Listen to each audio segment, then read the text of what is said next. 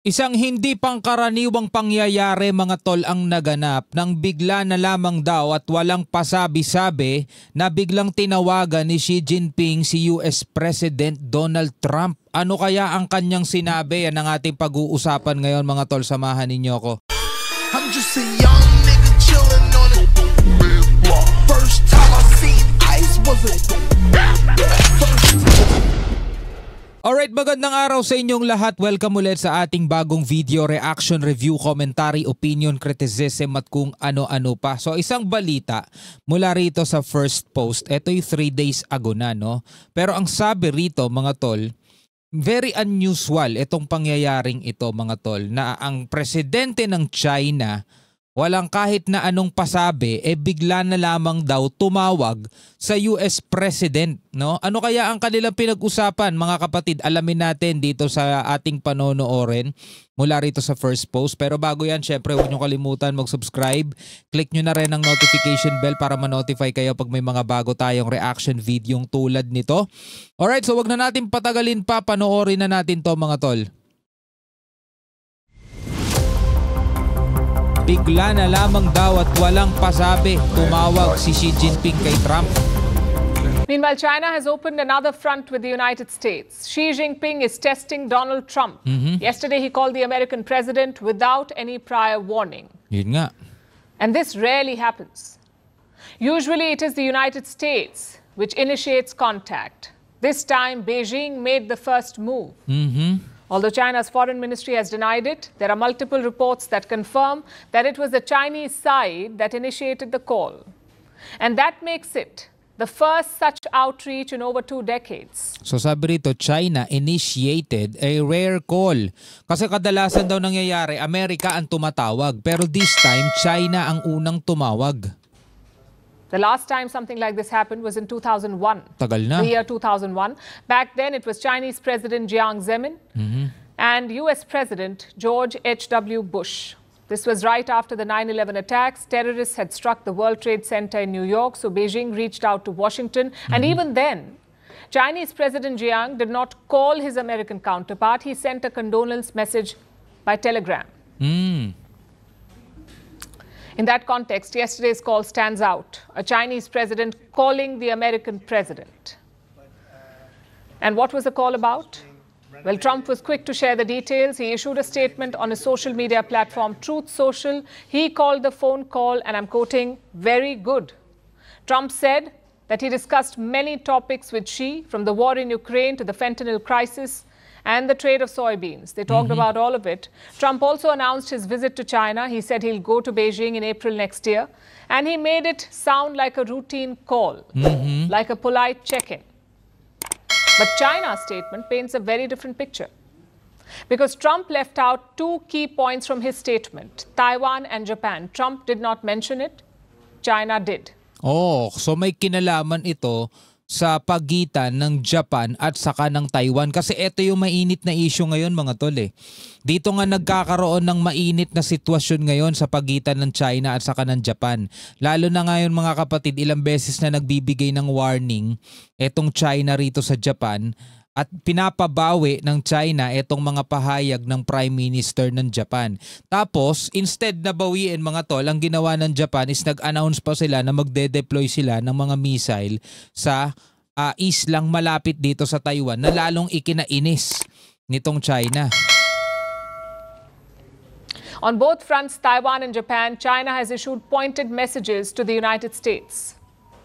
Look at what Xi Jinping said on Taiwan. This is according to the Chinese statement. Xi told Trump that China's position remains unchanged and that Taiwan belongs to China. Oh, parang ganito lumalabas, no? Tinawagan ng China ang Amerika. O gusto ko lang sabihin sa inyo, hindi nagbabago posisyon namin. Kasi etong Japan mga tol, alam naman natin kaalyado yan ng Amerika mga kapatid. No? Kumbaga parang nagsasalita na agad ang China. Diba? Kasi syempre kasagutan nila ngayon tong Japan eh. So sinasabihan na agad nila ang US. In fact, let me quote from what Xi Jinping said. Taiwan's return to China was an integral part of the post-war international order. So Xi is spelling out his red lines, not just to Washington, but to Tokyo as well. And that's the second big issue that came up. The Chinese statement does not name Japan directly, but it does make a reference, an indirect reference to Japan. Again, let me quote, China and the US once fought shoulder to shoulder against fascism and militarism and should work all the more closely together to safeguard the fruits of victory in World War II at present. Oh, kasi alam naman natin ng history, 'di ba? Amerika ang tumapos dito sa Japan. Eh yan ang nagpasuko sa Japan eh. 'Di ba? Matapos nilang bagsakan yung Hiroshima at saka Nagasaki. Sumuko na yung Japan noon, mga tol. Kumbaga para dito, parang ipinapaalala sa kanila ng China, China and the US fought. Lumaban tayo, no? Palikatan, shoulder to shoulder against fascism and militarism. Given that is going on, it is even more important for us to jointly safeguard the victory of World War II. So parang ang pinapatungkulan nga talaga rito, mga tol, itong Japan.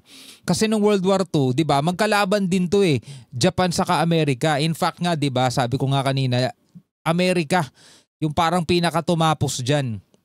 Kasi yung Japan, inatakan nila yung Pearl Harbor, 'di ba? Daming sumabog na doon. Tapos makalipas ata ng mga ilang panahon, 2 taon ba, 'di ba? Gumante ang Amerika, mga tol, at yun na nga ang tumapos. Ito yung first and last na paggamit ng ganung uri ng sandata sa kasaysayan ng ating daigdig. That mention of World War II, it's not just about history, it's a reminder. China is reminding the US about its actions during World War II and the atrocities that Japan committed on China. You may remember this. During the war, Japan had invaded Taiwan. They occupied significant Chinese territory, including major cities like Shanghai and Nanjing. Lupit ng Japan noong mga panahon na yun. They committed atrocities which are well documented. So the Chinese statement bringing up the war is like a veiled strike on Japan. The latest in a series of strikes, in fact. These two countries have been at loggerheads, China and Japan. They've been locked in a standoff. It began a couple of weeks back with a comment from the Japanese Prime Minister. Her name is Sanae Takaichi. She was asked a question. What would Japan do if China attacked Taiwan? That was the question. If China attacks Taiwan, what would Japan do? In response, the Prime Minister suggested that Japan could respond militarily. So yun yung nagsindi, no? Yung nagsindi ng mitya at nagpainit ng tensyon. Kumbaga, parang binuksan nila yung kalan, kaya ngayon ay kumukulo ang tubig. Of course, Beijing did not take it well, and it has been targeting Japan since then. Beijing has told its citizens, Chinese citizens, to not travel to Japan. This has hit Japan's tourism sector. Beijing has also told airlines to reduce flights to Japan to keep cutting them down till March next year. Oh. Talagang sineryoso talaga ng China yung pahayag ng Japan, no? Beijing has also banned seafood imports from Japan. And it has complained to the United Nations. China has sent a letter to the UN chief criticizing Prime Minister Takaichi's statement. And now, the Chinese have taken this dispute to Donald Trump, which explains Trump's second phone call. After he spoke to Chinese President Xi, Trump dialed Tokyo. He spoke to Prime Minister Takaichi. She issued a statement soon after, and she said that Trump had requested the phone call. He briefed her about his conversation with Xi. He called her a quote-unquote very close friend, and he told her that she could call him anytime. President Trump told me that we are very close friends and that I could call him at any time.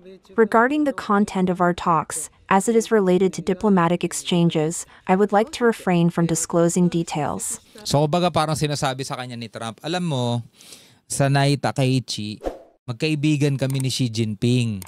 Diba? At anytime, pwede kami magtawagan. Kumbaga, doon pa lang sa mensaheng yun, parang meron ng gustong ipahatid si Trump eh. Now, this may sound routine. It's anything but. This is China making moves and dragging the US deeper into the Taiwan dispute. It is forcing Trump to pick a side. So ito nga, sinusubukan ni Xi Jinping si Trump kung anong magiging aksyon ni Trump. Parang kulang na lang sabihin ni Xi Jinping, oy Trump, pagsabihan mo naman yung bata mo. Di ba? Parang ganun eh. It is forcing Trump to pick a side. So where does he stand on Taiwan? Well, Trump has not spelled out his position clearly, although the US and Taiwan do have a defense agreement, an agreement that says if China attacks, the US will defend Taiwan. But it doesn't say how will it defend Taiwan. Militarily, politically, diplomatically, it's not clear. Yeah. And that is by design. For decades, US presidents have been vague about defending Taiwan. They call it strategic ambiguity. Trump may be doing the same.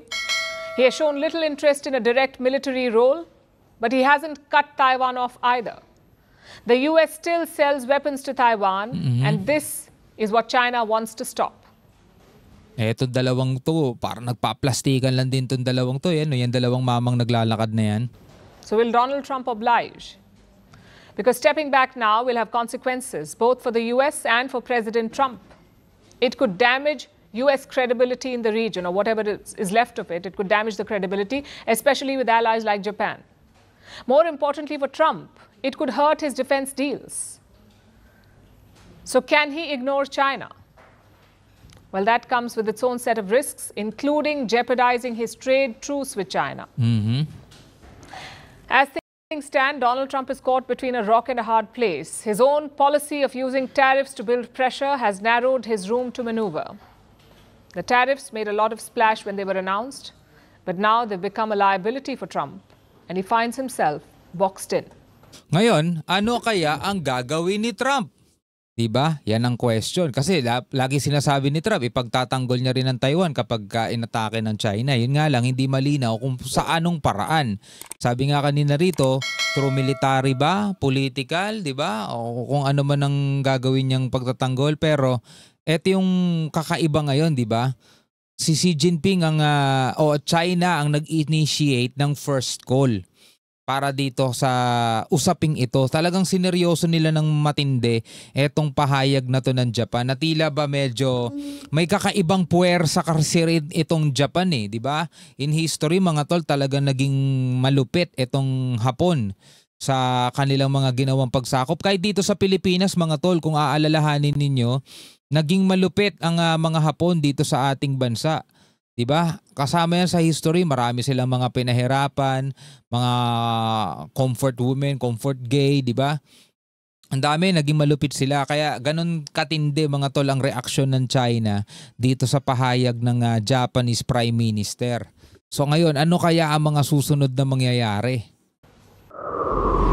Alright mga tol, ikaw ano ang masasabi mo rito sa balitang ito na ating napanood? Pwede ka magbigay ng iyong reaksyon at opinion. Comment ka na lamang sa ibaba. Hanggang sa muli mga tol, ako nga pala si Shobal D. Peace out.